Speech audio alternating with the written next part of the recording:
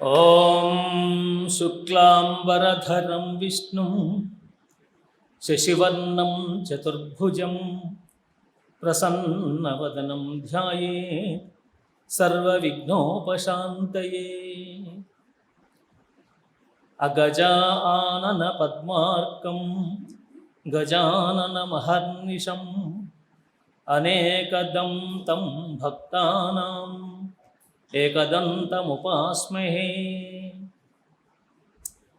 శాంతం పద్మాసనస్థం శశిధరమకుటం పంచవక్త్రం త్రినేత్రం శూలం వజ్రం చ ఖడ్గం పరశుమభయదం దక్షభాగే వహంతం నాగం పాశం చ ఘంటాం ప్రళయహుతవహం సాంకుశం వామభాగే నానాలంకారయుక్తం స్ఫటికమణినిభం పార్వతీశం నమామి.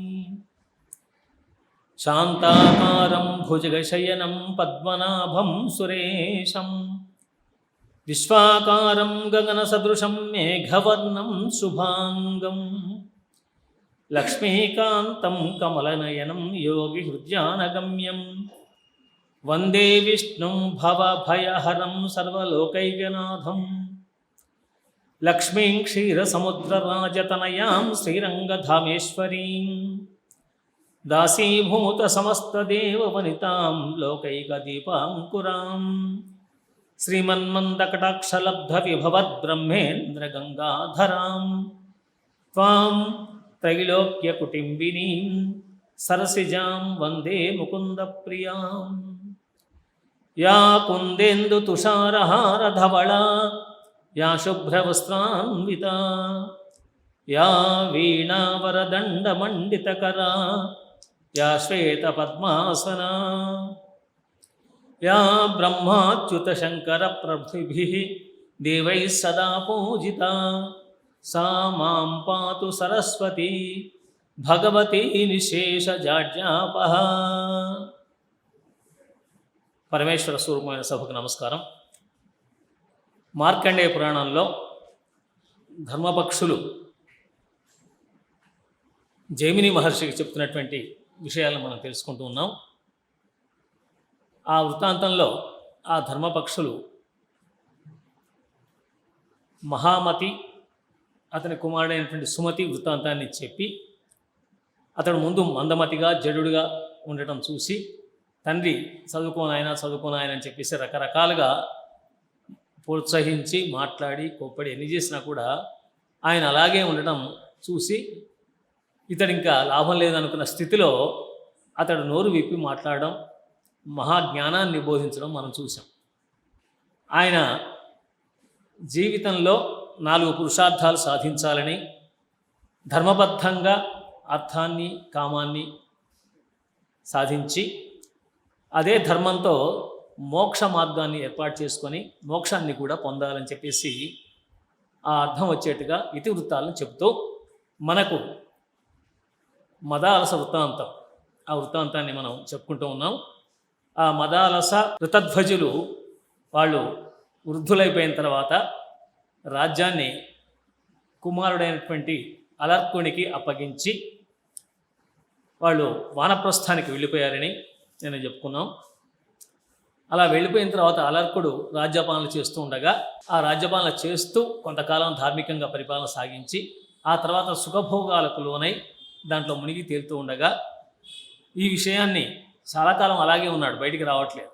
ఆ విషయాన్ని గమనించినటువంటి వాళ్ళ సోదరుడు సుబాహు, ఆత్మజ్ఞాని అయినటువంటి సుబాహు ఇతనికి జ్ఞానం కలిగించాలని కాశీరాజును ఆశ్రయించి ఆయన ద్వారా ఈయన మీద దాడి చేయించి రాజ్యభ్రష్టుని చేయడంతో సుఖభోగాలకు దూరమై చాలా విచారం పొందాడు.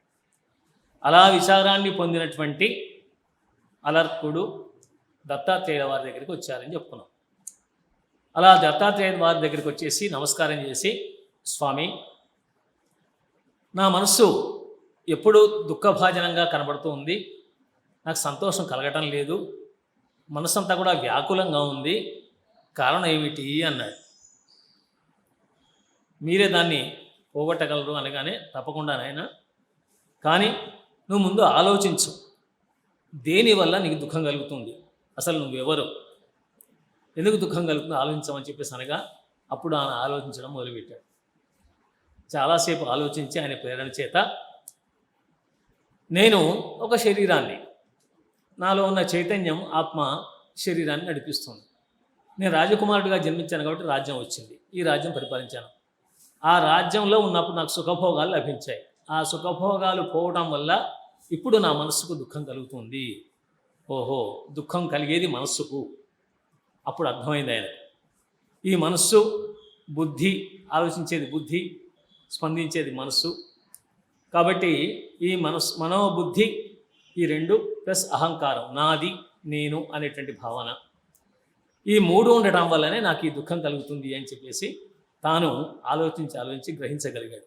గ్రహించి గురువుగారితో చెప్దామని చెప్పేసి అనుకొని గురువుగారి దగ్గరికి వెళ్ళి, అంటే దత్తాత్రేయుల వారి దగ్గరికి వెళ్ళి నమస్కారం చేసి, స్వామి, నేను ఆలోచించగా నాకు అనిపించింది దుఃఖం మనసులో ఉంటుంది, ఎవరికైనా సరే దానికి సంబంధించిన ఆలోచన బుద్ధిలో ఉంటుంది. మనం ఆలోచించే విధానం, తర్వాత దాన్ని స్పందించే విధానం, రెండింటిని బట్టి మనకు ఈ మనోబుద్ధుల వల్ల దుఃఖం కలుగుతుంది. దీనికి తోడు నాది నేను అనే భావం చేత బాధ కలుగుతుంది అని చెప్పేసి చెప్పాడు. చెప్పి ఈ దుఃఖాన్ని ఎలా పోగొట్టుకోవాలి అని చెప్పేసి దత్తాత్రేయుని అడగానే, నాయన, నేను ఎవరైనా ఆలోచన సుదీర్ఘంగా చేయి, నువ్వే కాదు లోకంలో ఉన్న ప్రాణులను కూడా ఎవరైనా ఆలోచించి, మీ అన్నగారు ఎవరు, కాశీరాజు ఎవరు, నువ్వెవరు, ఏమిటి ఇదంతా జరుగుతుంది అనేటువంటి ఒక ఆలోచన చేయమని చెప్పేసి అనగానే అప్పుడు మళ్ళీ ఆయన బాగా ఆలోచించి, నిజమే, ఈ రాజ్యం నాది, ఈ సుఖాలు నావి, ఈ భోగం నాది అనుకోవటం వల్లనే ఈనాడు నేను దుఃఖపడ్డాను. ఆ కాశీరాజు వచ్చేసి, మా అన్నగారు కాశీరాజు సహాయంతో వచ్చేసి దాడి చేశారు. మా అన్నగారిది రాజ్యం కదా, నిజానికి నాకంటే పెద్దవాడికి ముందు రాజ్యం రావాలి, కానీ ఆయన ఆత్మజ్ఞాని కాబట్టి రాజ్యాన్ని స్వీకరించకుండా వెళ్ళిపోయాడు. ఆయనే కాదు, ఆయనకు ఇద్దరు కూడా ఉన్నారు పెద్దవాళ్ళు. నాకు రాజ్యం వచ్చింది, ప్రవృత్తి మార్గంలో నేను ఉన్నాను. ఈ రాజ్యం వచ్చిన తర్వాత మళ్ళీ ఆయన నాకు కావాలన్నప్పుడు నేను ఇవ్వాలి కదా, నేను ఇవ్వకపోవడం వల్ల అతను దాడి చేశాడు కదా. కాబట్టి మా సోదరుడు సుబాహువైనా, నేనైనా, కాశీరాజైనా అందరి శరీరాలు వేరు, కానీ అందరిలో ఉన్నటువంటి ఆత్మ ఒక్కటే అనే నిర్ణయానికి వచ్చాడు. నిర్ణయానికి వచ్చి గురువారి దగ్గరికి వచ్చి, స్వామి, నాకు జ్ఞానం కలిగింది కానీ నిలబడటం లేదు అని అడిగాడు. నాకు ఇప్పుడు జ్ఞానం కలిగింది, ఎందుకంటే మన కోడి ఉంది, కోడిని పెంచుతాం, ఆ కోడిని పిల్లి వచ్చి తినేసింది, అప్పుడు చాలా బాధ కలుగుతుంది. అదే పిల్లి మన ఇంట్లో తిరుగుతుంటే ఎలుకను పట్టుకుంటే సంతోషిస్తాం, ఎలుకను బట్టి చంపేస్తుంది. మరి అది ప్రాణే, ఇది ప్రాణే, కాబట్టి ఇది నా కోడి అనుకుంటున్నాం కాబట్టి నా అనే భావంతో మనకు దుఃఖం కలుగుతుంది. అది నాది కాదు అనే భావంతో దుఃఖం లేదు అక్కడ. అందుకోసం నేను నాది అనేటువంటి మమకార అహంకారాలను రెండింటిని కనుక వదిలిస్తే దుఃఖం పోతుంది అని అర్థమైంది అన్నాడు. అప్పుడు ఈ సుఖదుఖాలకు అతీతంగా నేను ఎలా ఉండగలను, నా మనసు నిలబడటం లేదు అని అడిగాడు దత్తాత్రేయుల వారిని. ఆయన అప్పుడు, నాయన, దీనికి సాధన అవసరం, వైరాగ్యం కావాలి, తర్వాత మనసు నిలుపుకోవడానికి యోగా అభ్యాసం చేయాలి అని చెప్పాడు. ఇక్కడ యోగాభ్యాసం గురించి చాలా విషయాలు చెప్పాడండి. యోగా గురించి అష్టాంగ యోగాన్ని బోధించాడు. చాలా వివరంగా ఉంది, దాదాపు 50 పేజీల్లో ఉంది. ఈ అష్టాంగ యోగాల్లో యమనియమాలు ముందు అలవాటు చేసుకోవాలి. సత్యం, దయ, శౌచం ఇలాంటివి కొన్ని లక్షణాలు ఉంటాయి. ఈ లక్షణాలు అలవాటు చేసుకుంటే మనిషికి మిగతా లక్షణాలు వస్తాయి. సరే, యమనియమాల తర్వాత ముఖ్యమైనది మనసు నిలబడటానికి కారణమైంది ప్రాణాయామం. ఈ ప్రాణాయామం గనక సక్రమంగా చేస్తే మనస్సు నిలబడుతుంది. మనసులో ఉన్నటువంటి రకరకాల ఆలోచనలు పోతాయి, రకరకాల వేదనలు, టెన్షన్స్ ఇవన్నీ కూడా తగ్గుతాయి. కాబట్టి ప్రాణాయామం చేయాలి. దానికి సమయ పరిణామం అవన్నీ వివరించి పూరకం, కుంభకం, రేచకం అని చెప్పి ఒక్కొక్కటి కనీసం 12 సెకండ్లు. కుంభకం ఉంది, గాలి పీల్చుకున్నాం, ఆపేసాం, 12 సెకండ్లు కనీసం మొదట్లో. తర్వాత 24 సెకండ్ల వరకు దాన్ని ఆపగలగాలి. 1, 2, 3 అని మనసులో లెక్క పెట్టుకోవచ్చు. మరి సెకండ్లు చూడలేం కదా, అందుకోసం సెకండ్ ముళ్ళు ఎట్లా తిరుగుతుందో అలాగే మనసులో లెక్కేసుకొని కనీసం 24, 20, 30 దాకా లెక్క పెట్టుకుంటే కనుక మనం అంతసేపు నిలబడగలిగితే గాలిని మనకు ప్రాణాయామం అలవాటు అవుతున్నట్టు లెక్క. అని చెప్పేసి అలా ప్రాణాయామాలు ఉండే భేదాలన్నీ చెప్పాడు ఆయన. చాలా వివరాలు వివరించాడు. ఆ ప్రాణాయామం చేస్తే నీకు తెలుస్తుంది అని చెప్పేసి అన్నాడు. ఆయన ఆ రోజు నుంచే చెప్పినప్పటి నుంచే ప్రాణాయామం ప్రారంభించాడు.